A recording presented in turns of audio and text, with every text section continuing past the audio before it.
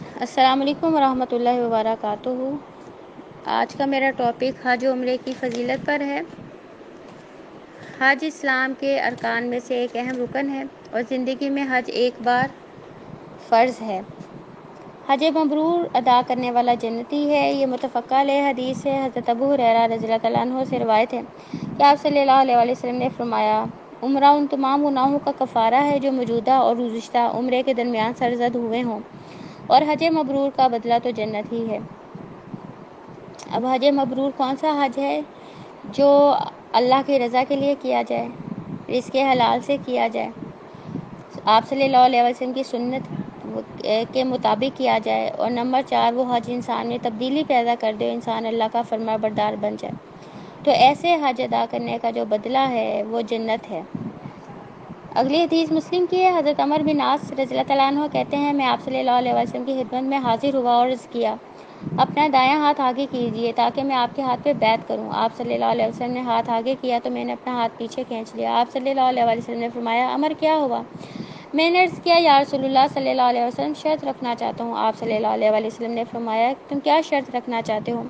میں نے عرض کیا، گزشتہ گناہوں کی مغفرت کی۔ تب آپ صلی اللہ علیہ وسلم نے فرمایا، کیا تجھے معلوم نہیں کہ اسلام میں داخل ہونا گزشتہ تمام گناہوں کو مٹا دیتا ہے؟ نمبر 2 ہجرت گزشتہ تمام گناہوں کو مٹا دیتی ہے، اور نمبر 3 حج گزشتہ تمام گناہوں کو مٹا دیتا ہے۔ اب اس حدیث سے پتہ چلتا ہے کہ 3 عمل ایسے ہیں جو انسان کے سارے گناہ مٹا دیتے ہیں۔ نمبر 1 کوئی نان مسلم اسلام لے آئے۔ نمبر 2 کوئی انسان اللہ کی رضا کے لیے غیر مسلم ماحول چھوڑ کے مسلم ماحول میں آ جائے تو وہ بھی اس کے تمام گناہوں کو مٹا دیتی ہے، یہ جس طرح صحابہ کرام نے مکہ سے مدینہ ہجرت کی تھی۔ اور نمبر 3 جو انسان بھی حج کرتا ہے وہ اس کے تمام گناہوں کو مٹا دیتا ہے۔ سنت کے مطابق حج ادا کرنے سے گزشتہ تمام گناہ معاف ہو جاتے ہیں۔ بخاری کی حدیث ہے۔ حضرت ابو ہریرہ رضی اللہ تعالیٰ عنہ کہتے ہیں، میں نے آپ صلی اللہ علیہ وسلم کو فرماتے ہوئے سنا ہے، جس نے اللہ کی رضا کے لیے حج کیا اور اس دوران کوئی بیہودہ بات یا گناہ نہ کیا، وہ حج کر کے اس دن کی طرح گناہوں سے پاک لوٹے گا جس طرح اس کی ماں نے اسے گناہوں سے پاک جانا تھا۔ دیکھ لیں کتنی فضیلت ہے۔ جو انسان بھی سنت طریقے سے رزق حلال سے حج کرتا ہے تو وہ اس طرح ہو جاتا ہے جیسے آج اس کی ماں نے اسے پیدا کیا ہے۔ پے در پے حج و عمرہ محتاجی و فقر دور کرتے ہیں۔ یہ ابن ماجہ کی حدیث ہے۔ حضرت عمر رضی اللہ تعالیٰ عنہ آپ صلی اللہ علیہ وسلم سے روایت کرتے ہیں کہ آپ صلی اللہ علیہ وسلم نے فرمایا، پے در پے حج و عمرہ کرو، بے شک یہ دونوں فقر و گناہوں کو اس طرح دور کر دیتے ہیں جس طرح بھٹی لوہے کی میل کچیل دور کر دیتی ہے۔ اب اس حدیث سے کیا پتہ چلتا ہے کہ جو بھی استطاعت رکھتے ہیں اگر وہ اللہ کی رضا کے لیے حج و عمرے زیادہ کرتے ہیں تو اس کے 2 فائدے ہیں۔ نمبر 1 رزق میں اضافہ ہوتا ہے، نمبر 2 گناہوں کی معافی ہوتی ہے۔ ایمان باللہ اور جہاد کے بعد سب سے افضل عمل حج ہے۔ یہ متفقہ علیہ حدیث ہے۔ حضرت ابو ہریرہ رضی اللہ تعالیٰ عنہ کہتے ہیں کہ آپ صلی اللہ علیہ وسلم سے سوال کیا گیا، کون سا عمل سب سے افضل ہے؟ آپ صلی اللہ علیہ وسلم نے فرمایا، اللہ اور اس کے رسول پر ایمان لانا۔ کہا گیا اس کے بعد؟ آپ صلی اللہ علیہ وسلم نے فرمایا، اللہ کی راہ میں جہاد کرنا۔ کہا گیا اس کے بعد؟ تو آپ صلی اللہ علیہ وسلم نے فرمایا، حج مقبول۔ حج مقبول اور حج مبرور ایک ہی ہے اور اس کی 4 شرائط ہیں۔ نمبر 1 رزق حلال سے کیا جائے، نمبر 2 اللہ کی رضا کے لیے کیا جائے، نمبر 3 سنت طریقے سے کیا جائے، نمبر 4 وہ حج انسان کی زندگی میں تبدیلی پیدا کر دے اور انسان اللہ کا فرما بردار بن جائے۔ خواتین، بوڑھے اور کمزور لوگوں کو حج کا ثواب جہاد کے برابر ملتا ہے۔ ام المومنین حضرت عائشہ رضی اللہ تعالیٰ عنہا سے روایت ہے، میں نے عرض کیا، یا رسول اللہ صلی اللہ علیہ وسلم، ہمیں معلوم ہے کہ جہاد سب سے افضل عمل ہے، کیا ہم جہاد نہ کریں؟ تو آپ صلی اللہ علیہ وسلم نے ارشاد فرمایا، نہیں، عورتوں کے لیے عمدہ ترین جہاد حج مبرور ہے۔ اب اس حدیث سے کیا پتہ چلتا ہے کہ جو بھی خواتین ہیں اگر وہ حج کرتی ہیں تو انہیں جہاد کے برابر ثواب ملتا ہے۔ حج و عمرے میں اللہ تعالیٰ دعائیں قبول فرماتے ہیں۔ ابن ماجہ کی حدیث سے حضرت عبداللہ بن عمر رضی اللہ تعالیٰ عنہما آپ صلی اللہ علیہ وسلم سے روایت کرتے ہیں کہ آپ صلی اللہ علیہ وسلم نے فرمایا، غازی فی سبیل اللہ، حاجی اور عمرہ ادا کرنے والے اللہ کے مہمان ہیں۔ اللہ نے ان کو بلایا اور انہوں نے حکم کی تعمیر کی، پھر انہوں نے اللہ سے مانگا اور اللہ نے ان کو عطا فرمایا۔ اب اس حدیث سے پتہ چلتا ہے کہ جو انسان بھی حج یا عمرے کے لیے جاتا ہے تو اللہ تعالیٰ ایسے حاجی کی دعائیں قبول فرماتا ہے۔ رمضان میں عمرہ ادا کرنے کا ثواب آپ صلی اللہ علیہ وسلم کے ساتھ حج کے برابر ہے۔ یہ ابو داؤد کی حدیث ہے۔ حضرت عبداللہ بن عباس رضی اللہ تعالیٰ عنہ سے روایت ہے کہ جب آپ صلی اللہ علیہ وسلم نے حج کا ارادہ فرمایا تو ایک عورت نے اپنے خاوند سے کہا، مجھے آپ صلی اللہ علیہ وآلہ وسلم سے حج کرا دے۔ اس نے کہا میرے پاس کوئی سواری نہیں جس پہ تجھے حج کراؤں۔ عورت نے کہا اپنے فلاں اونٹ پر۔ خاوند نے کہا وہ اللہ کی راہ میں دے چکا ہوں۔ پھر وہ آدمی آپ صلی اللہ علیہ وسلم کی خدمت میں حاضر ہوا اور اس کیا یا رسول اللہ صلی اللہ علیہ وآلہ وسلم، میری بیوی سلام عرض کرتی ہے، اس نے مجھ سے آپ کے ساتھ حج کرنے کی درخواست کی اور کہا ہے کہ مجھے آپ صلی اللہ علیہ وآلہ وسلم سے حج کرا دو۔ میں نے کہا میرے پاس سواری نہیں ہے جس پہ تجھے حج کراؤں۔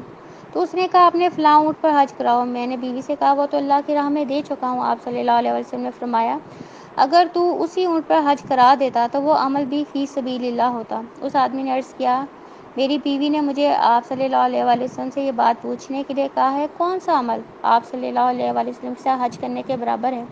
تو آپ صلی اللہ علیہ وآلہ وسلم نے فرمایا اس عورت کو میرا سلام کہنا اور بتانا، رمضان میں عمرہ کرنا میرے ساتھ حج کرنے کے برابر ہے۔ ایک حدیث میں ہے کہ رمضان میں عمرے کا ثواب حج کے برابر ہے اور دوسری حدیث میں کیا بتایا گیا ہے کہ رمضان میں عمرے کرنے کا ثواب آپ صلی اللہ علیہ وآلہ وسلم کے ساتھ حج کرنے کے برابر ہے۔ لیکن ایک بات یاد رکھیے گا، رمضان میں عمرے کا ثواب بے انتہا ہے، حج کے برابر ہے، لیکن اس سے فرض جو ہے وہ ساقط نہیں ہوتا۔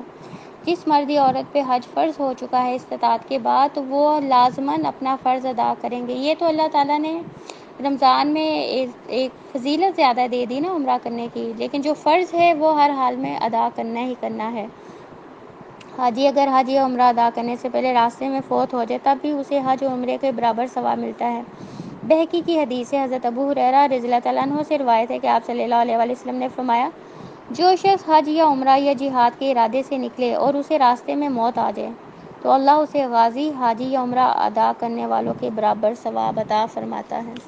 کیونکہ دیکھیں ہر کام نیت کے اکارڈنگ ہوتا ہے نا، تو ہر انسان اللہ کی رضا کے لیے حج یا عمرہ کرنے جاتا ہے۔ اگر اس کی موت مقرر ہو چکی اور وہ یہ ادائیگی نہیں کر سکا لیکن اسے ثواب اس کی نیت کے وجہ سے پورا مل جائے گا۔ حج کی اہمیت، وسائل رکھنے کے باوجود حج نہ کرنے والا مسلمان نہیں۔ حضرت عمر بن خطاب رضی اللہ تعالیٰ عنہ کہتے ہیں میں نے ارادہ کیا کچھ آدمیوں کو شہروں میں بھیجوں گا، تحقیق کریں کہ جن لوگوں نے حج کی طاقت رکھتے ہوئے حج نہیں کیا ان پہ جزیہ مقرر کر دیں، ایسے لوگ مسلمان نہیں، ایسے لوگ مسلمان نہیں۔ حضرت علی رضی اللہ تعالیٰ عنہ سے روایت ہے، انہوں نے کہا جس نے قدرت ہونے کے باوجود حج نہ کیا اس کے لیے برابر ہے یہودی ہو کے مرے یا عیسائی ہو کے۔ اسے سعید نے اپنی سنن میں روایت کیا ہے۔ اب ان دونوں احادیث سے کیا پتہ چلتا ہے کہ جو انسان استطاعت کے باوجود حج نہ کرے وہ مسلمان نہیں رہتا، اور حضرت علی نے کیا کہا ہے وہ چاہے یہودی ہو کے مرے یا عیسائی ہو کے مرے۔ وسائل میسر آنے کے بعد حج ادا کرنے میں تاخیر کرنا جائز نہیں۔ ابن ماجہ کی حدیث ہے، حضرت عبداللہ بن عباس رضی اللہ تعالیٰ عنہما سے روایت ہے کہ آپ صلی اللہ علیہ وآلہ وسلم نے فرمایا جو شخص حج کا ارادہ کرے اسے جلدی کرنا چاہیے، کیونکہ کبھی آدمی بیمار ہو جاتا ہے، سواری کا بندوبست نہیں ہو سکتا یا کوئی اور رکاوٹ پیش آ جاتی ہے۔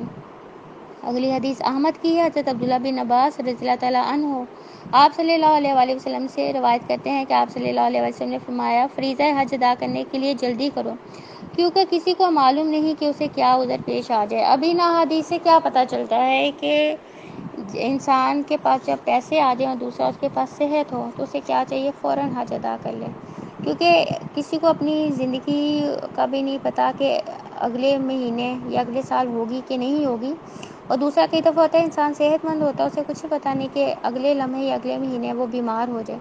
تو اس لیے جس کے پاس استطاعت ہے، نمبر 2 صحت ہے، تو اسے پھر کیا چاہیے، تاخیر نہیں کرے حج کرنے میں۔ استطاعت رکھنے والوں پہ حج فرض ہے۔ یہ سورۃ آل عمران آیت نمبر 97 لوگوں پر اللہ تعالیٰ کا حق ہے کہ وہ اس کے گھر تک پہنچنے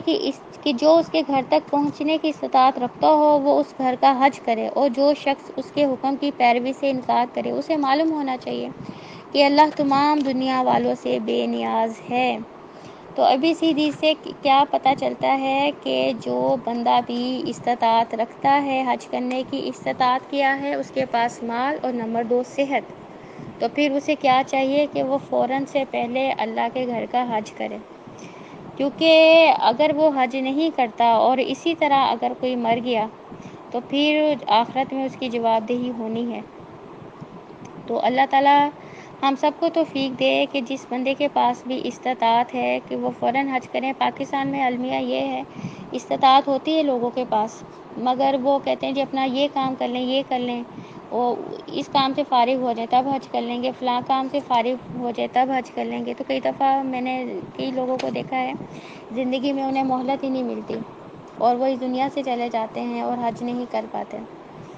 صاحب استطاعت شخص اگر حج کیے بغیر فوت ہو جائے تو اس کے ورثہ اس کے مال میں سے حج ادا کریں تو فوت ہونے والے شخص کا فرض حج ادا ہو جائے گا، خواہ فوت ہونے والا وصیت کرے یا نہ کرے۔ مرد عورت کی طرف سے حج ادا کر سکتا ہے۔ یہ بخاری کی حدیث ہے، حضرت عبداللہ بن عباس سے روایت ہے کہ ایک عورت آپ صلی اللہ علیہ وسلم کی خدمت میں حاضر ہوئی اور عرض کیا، میری ماں نے حج کی نظر مانی تھی لیکن مرنے سے قبل حج نہیں کر سکی، کیا میں اس کی طرف سے حج کروں؟ آپ صلی اللہ علیہ وسلم نے فرمایا، ہاں، اس کی طرف سے حج کر۔ ہاں دیکھو، اگر تمہاری ماں پہ قرض ہوتا تو کیا تم ادا نہ کرتی؟ بس اللہ کا قرض ادا کرو، اللہ اس بات کا زیادہ حقدار ہے کہ اس کا قرض ادا کیا جائے۔ اب اس حدیث سے کیا پتہ چلتا ہے کہ اگر کوئی انسان استطاعت کے باوجود فوت ہو گیا، حج نہیں کر سکا، تو پھر اس کے ورثہ کو کیا چاہیے؟ اس کی طرف سے حج کریں۔ اور اگر کوئی وصیت نہیں بھی کر کے گیا اور وہ مال چھوڑ کے گیا ہے، پھر بھی اس کے ورثہ کو چاہیے کہ وہ اپنے ماں یا باپ کی طرف سے حج کریں۔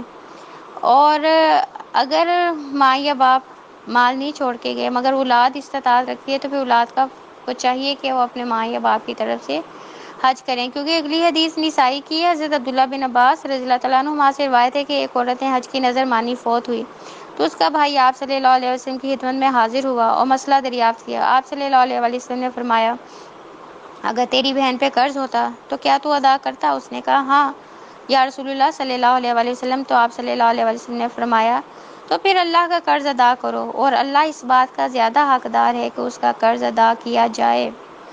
تو دیکھ لیں اب حج کتنا ضروری ہے۔ اگر کوئی انسان صاحب استطاعت ہے اور وصیت نہیں بھی کر سکا اور دنیا سے چلا گیا تو اس کو ورثہ کو چاہیے ضرور اس کی طرف سے حج ادا کریں۔